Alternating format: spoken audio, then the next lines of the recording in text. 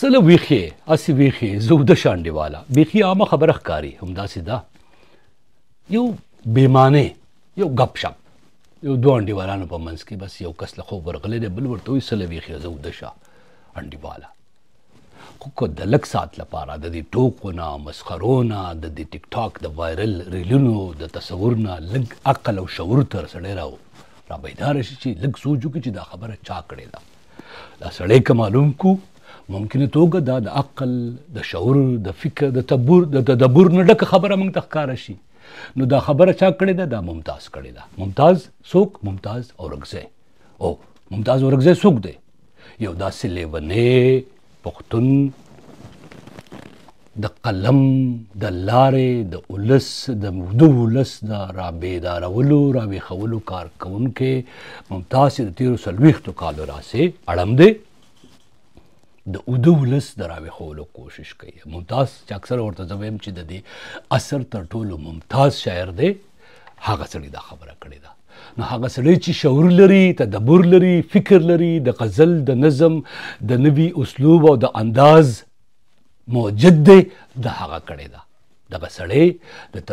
تېرو 40 کالو راسې د 30 کالو راسې ستا په وطن باندې د بل اور غم جاړي د دې اور لګونکي نوم درته ښایي د دې اور د لګېدو په نتیجه کې د ملت د غوښو سوځېدو حال درته وایي او درته وایي راویښ شه نو بیا په ځان ته طنز کوي وایي سله ویښې دې قوم ته خو د 40 کالو راسې نارې موږ وایو چې ویښ شئ خو نه راویښېږي هغه خبره چې 400 کاله یقین وکړئ 400 کاله پخوا خوشحال خان خټک کړې وه چې ما خوشحال ورته په زوره نارې وکړې چا به ما ته ځواب راکړ خوشحال نشته ټک ټک ټک ټک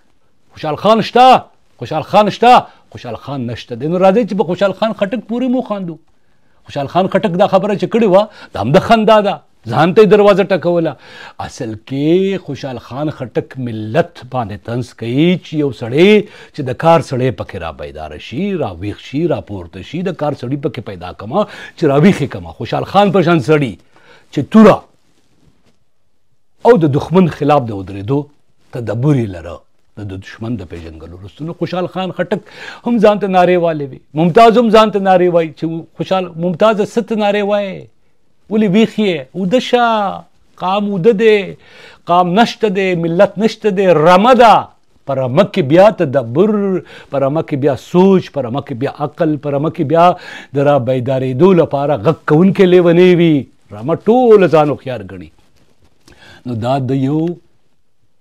سړي خبره نه ده